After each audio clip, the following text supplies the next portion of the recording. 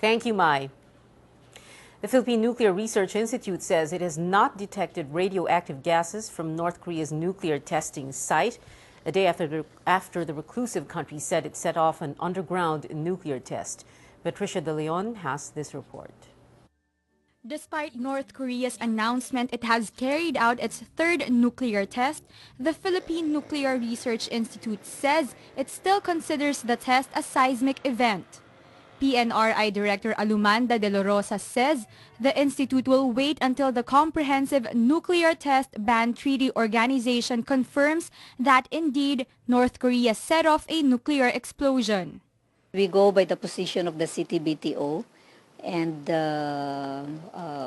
for us it is an unusual seismic event. And we will wait until further confirmatory tests.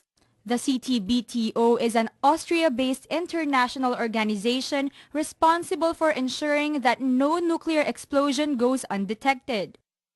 The CTBTO will test the nuclear blast, including the detection of radioactive gases from the explosion site to different test stations. De La Rosa says the DOST-PNRI has a test station in Tanay which can detect radioactive gases from the nuclear blast site in North Korea. There may be cracks in the test sites, and the gases may escape from this.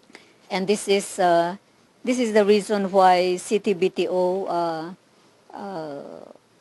well, until yesterday, has not really categorically said that it is a nuclear test. PHIVOX has detected a seismic event with magnitude 5 in the northeastern side of North Korea at around 11:10 in the morning yesterday. The CTBTO says this is twice as powerful as North Korea's nuclear test in 2009 with magnitude 4.5 and much larger than the first nuclear test in 2006 with magnitude 4.1. PHIVOX Director Renato Solidum says the seismic activity the institute detected was unusual. This is a seismogram of an earthquake, while this is a seismogram from the underground explosion in North Korea. Before the earthquake, there is no earthquake. You would just show either a straight line or some form of wiggly line.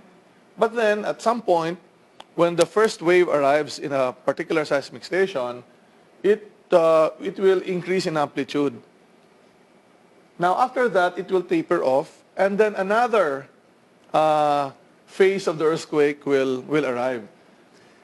If you look at what happened from North Korea, looking at the earthquake events from different stations in northern Philippines, you would see that after the arrival of the first phase of the wave, which is the primary wave, there was an increase and then suddenly tapered off, but then there is no other second wave that arrived.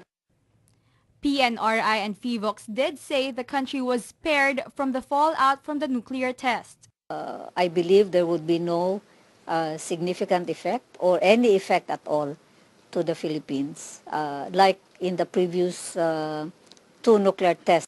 De La Rosa adds the PNRI and PHIVOX are still working with international organizations to gather more data on the nuclear test. Patricia De Leon, Solar News.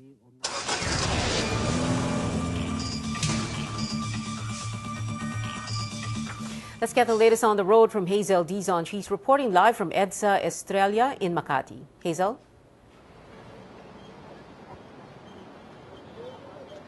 Pia, here in Estrella, we have a good shot of how the traffic is starting to build up as work and school finishes. Just take a look at that by the northbound lane. It's still enjoying that free space by there. It's pretty unusual, but if you look ahead and before that, it's all packed as well. By the southbound lane, it's filled from all sides through. So for how it's looking this Wednesday for the rest of this highway in the northbound lane, first, FB Harrison to Taft as usual. It's heavy by there, worsened by a vehicular accident involving a taxi. We have not received any reports yet if that has been removed, but it has been occupying a lane there for 30 minutes now. But it clears up by Tramo, then slow again by Pasay Road all the way to Napa Q Mart.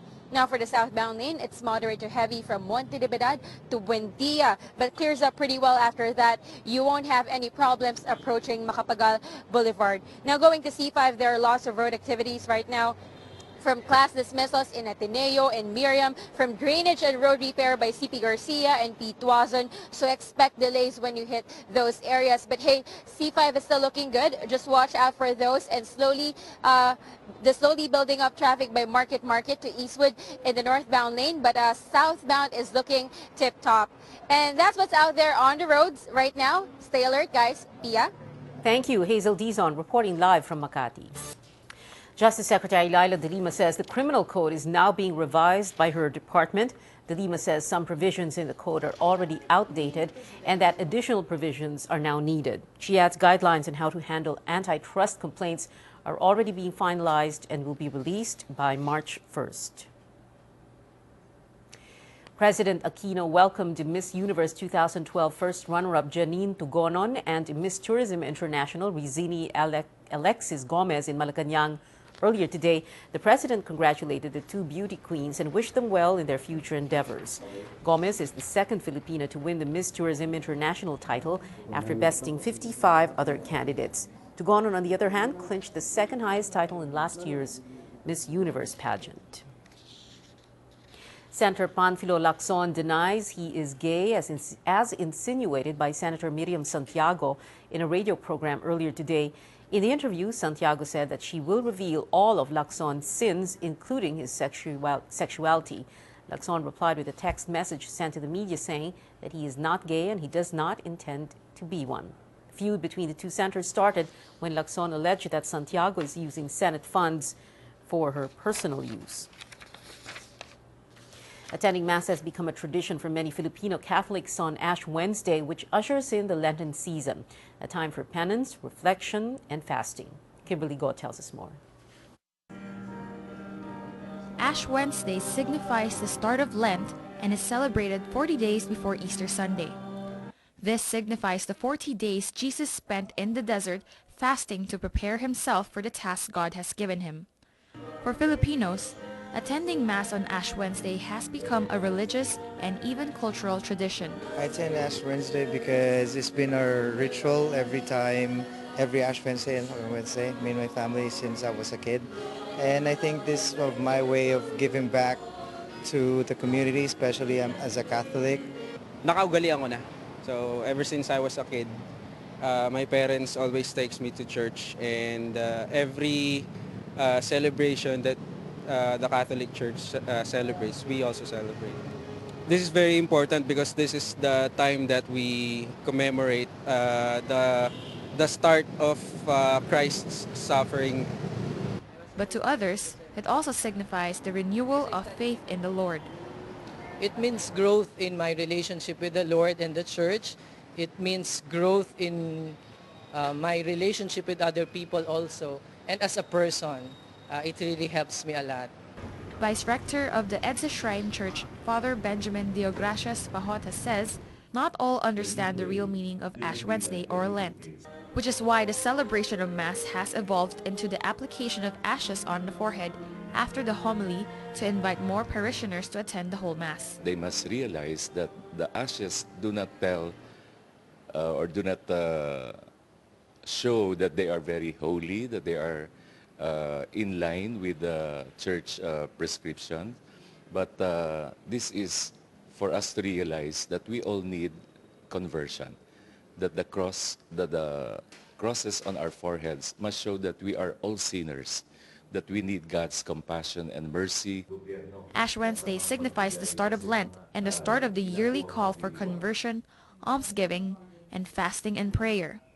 The Catholic Bishops' Conference of the Philippines reminds the faithful that the sacrifice of fasting and abstinence from meat should start on Ash Wednesday. Luis Antonio Cardinal Tagle says these three disciplines should not be misinterpreted. Yung iba tuwan-tuwa fasting kasi talaga namang nagre-reduce. Hindi ho yata ganoon yung hindi lang ito para ma-reduce at para magkasya muli yung mga dating damit. Hindi po eh. Itong fasting na ito ay talagang may elemento ng pagdidisiplina sa sarili. As the season of the hearts, Fajota quotes a priest who says Lent is a season of 3 F's. A season for forgiveness, freedom, and festivity. We ask God for the forgiveness of our sins, and we also forgive others. Then freedom from want, freedom from so much desires, and freedom from poverty. So we are one with our poorer brothers and sisters, and festivity, we celebrate the cross of Christ. With this, Father Fajota invites the public to attend Mass to be able to learn the true meaning of faith and the celebration of Lent. Kimberly Go, Solar News.